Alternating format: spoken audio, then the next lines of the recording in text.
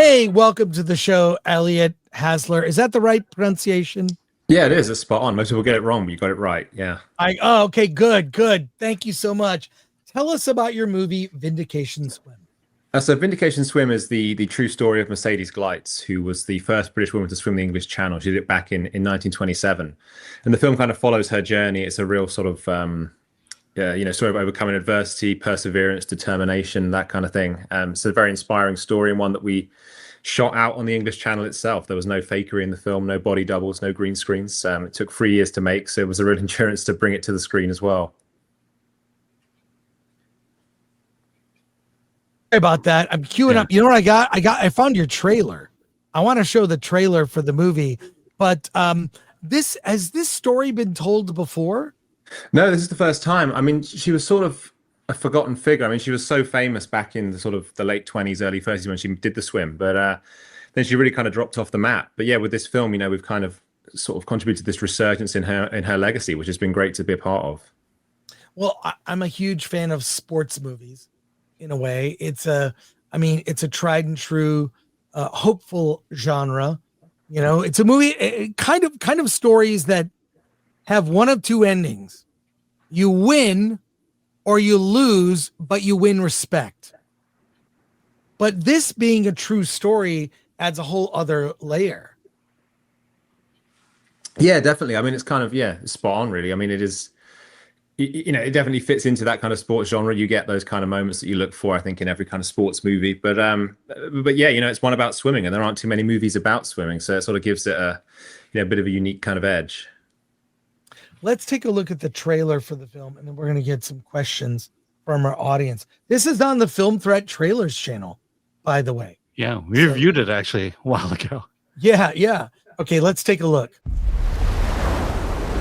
We are not turning back. She'll never make it. She has to try.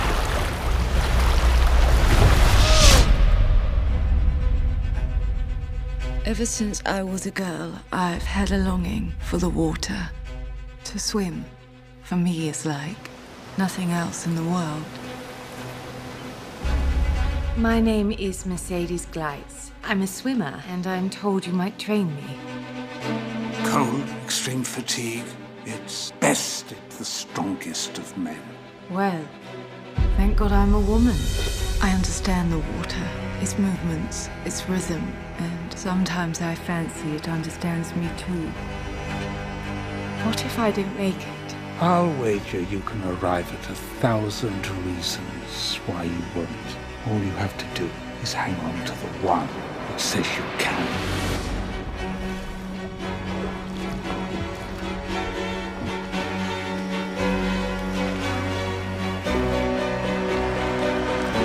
Miss Gleitz will go down in history as the first British woman to ever swim the English Channel.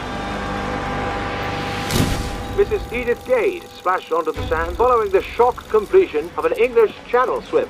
For this evening's honourable guests, please put their hands together in vigorous applause for Miss Edith Gade. I can assure you, that woman's not to be trusted. In this country, Miss Gleitz, an unmarried woman at your age raises suspicion. Isn't it best you step aside now and avoid further humiliation? I did swim the channel. I know you did, but they'll never believe you. Show them what you know to be true, that you can swim the English Channel. Come on, girl.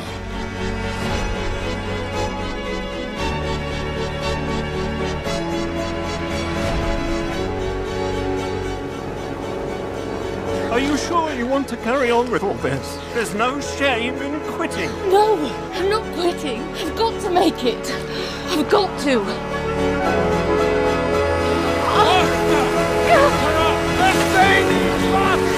Don't swim away!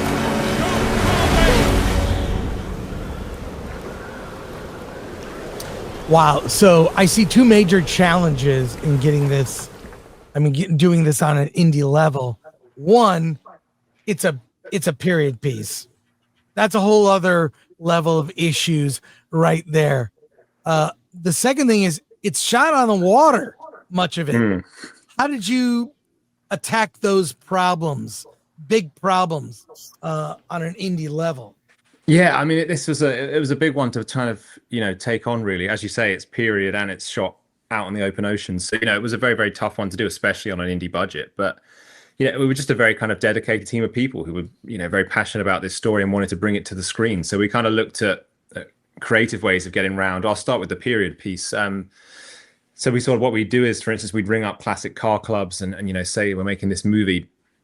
We're looking for some classic vehicles of the 1920s, 30s. Would you like to have your car featured in a movie? We can't really pay you, but we'll cover your gas and we'll give you lunch and all of that. And then 9 times out of 10, they came back and said, "Don't worry about the gas, don't worry about the lunch. We just want to be part of a movie and have our car featured in it." So it was really kind of made with that ethos. People were just very happy to kind of help out and collaborate and bring whatever it was they had to offer really to the production.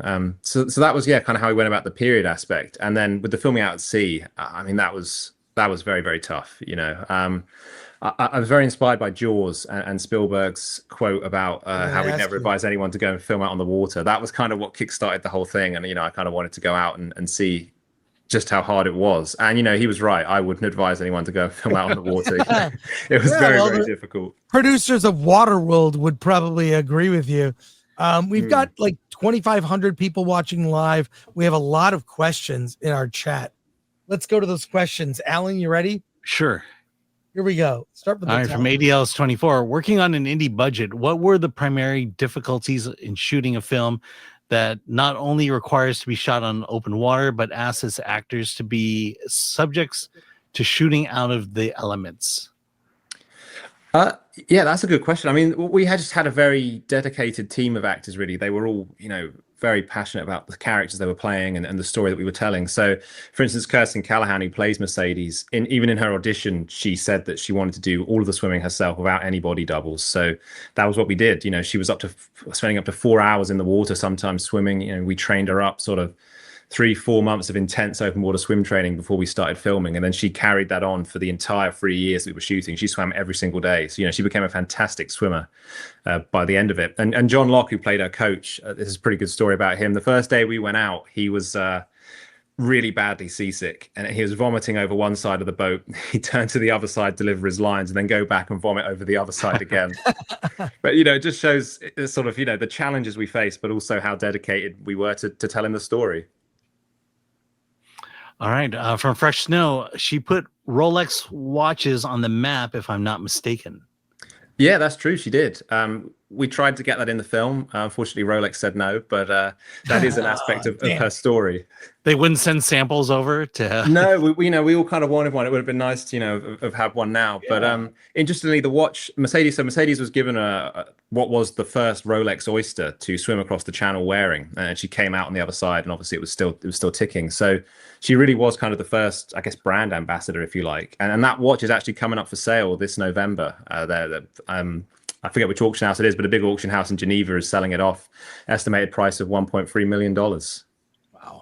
I have a question. I mean, Disney obviously did Young Woman in the Sea about Gertrude Ederle. I assume that came out while you were in production with this film. Was there kind of worry about your film butt up against that one? Not really, because we released this in the UK last year, so we managed to beat them out by like 3 or 4 months, which was quite nice to kind of be in sort of just before them. But yeah, I think that film, it was interesting that it came out at the same time, because there was sort of this emergence of almost like a subgenre really of these female-led swimming movies. They had Netflix making Naiad as well, so it was kind of weird to be in the middle of that, because I didn't know the other two were being made while we were shooting this film, and I don't know if they probably didn't know that we were making this one either. So it was just a weird coincidence that they all happened to come out at sort of the exact same time. But what was good about having Netflix and Disney doing their versions of a similar kind of story is that it made it such a mainstream topic, whereas obviously this is a very indie movie. It's harder to kind of get the story out there and the promotion and everything. So it certainly helped having those big ones come out as well. All right, A.D. Ellis asks if you could talk to Mercedes Glee. I know I was going to mispronounce it. What aspect of your film would you be most curious to have her input and reaction to? Oh, that's a good question. I think it would have to be kind of the swimming sequences, because obviously that's what she's so famous for. I would like to know sort of how how real to what she actually went through, they are. Because we tried to do them as realistically as possible. A lot of care was put into making sure that they kind of stuck to the facts of what actually happened. And obviously we shot out in the channel and made it, as authentic and as real as we could. So yeah, I'd like to gauge her opinion on that and kind of see what she felt about it. Glites, that's what I want to say. Tony, Youthful Eagle Elias, great cinematography. Oh, thank you. Patrick Lunger, before Jaws, Spielberg was told not to shoot on water. How did it work out for you? Yeah, I mean, if Spielberg came to me asking that question, I'd tell him not to shoot out on the water, if it was back in his shoes. But yeah, it's tough. It's really tough. You're battling the elements when you're out there, and it really is kind of like Murphy's Law. Everything that can go wrong will go wrong. Sometimes we go out, we get sort of 1 or 2 shots in the can if we were lucky. And then the winds would change or the tides would change. We'd have to abandon the shoot and come back in. And, we were so restricted by the window of kind of the summer, because otherwise it's too cold to be putting the actors in the water and filming out there. So if we missed that, we had to wait a whole other year before we could go out and pick it up again. I mean, where did you film? I assume it wasn't the channel? It was all in the channel. Yeah, everything in the English channel. Yeah. Very cool. All right, A.D. Ellis, what made this story so important for you to tell it in our time? And as the writer and director, which role did you find challenging / growing for your filmmaking abilities the most? I think in terms of the importance, I think it's a bit of a sad reflection on our kind of society now that the film is still relevant. She was really battling against so many different things at the time, as a woman in the 1920s, but as she was working class. She was up against the British class system of the era. She was the daughter of German immigrants, so she was facing all that kind of racism that they were facing, in Britain after the First World War. So, she really did have to fight against so much in order to come out there and achieve her dreams, really. So I think there is, a lot of relevance in that sort of overcoming adversity message that the film carries. And I think anyone can really be inspired by her story. In terms of your second question, I think it was a huge learning curve in both, really. But I think, in terms of the directing, I think that was the biggest one. I mean, script writing, you can kind of learn a lot without necessarily, kind of being on the ground with it. Whereas with directing, we were really, to pardon the pun, thrown in at the deep end with this movie. So it was a huge learning curve. And, I got to kind of oversee all the different aspects of it, from the costuming to the sort of production design, obviously the cinematography and then the editing, the post-production. So yeah, it was a huge learning curve, kind of going through the whole process like that. And here's a good final question here. Oh, wait, look. 2 more questions. Here we go. Okay, here we go. From Portland 182, the English Channel is the busiest seaway in the world. Were there safety issues? Yeah, it's incredibly busy. I mean, every day that we went out there, we had there was a ferry that would come by. It would go out and then it would come back in, and we always had to time it so that we'd stop filming, got everyone back on the boat, and had moved out of its line so that it could pass and then go back out. So we just had to be conscious of that stuff the whole time. I mean, we had a number of lifeguards on set, and we had notified the Coast Guard and everything like that. So we did take safety very, very seriously. The only thing that happened that was pretty sketchy was we lost a producer out there one day.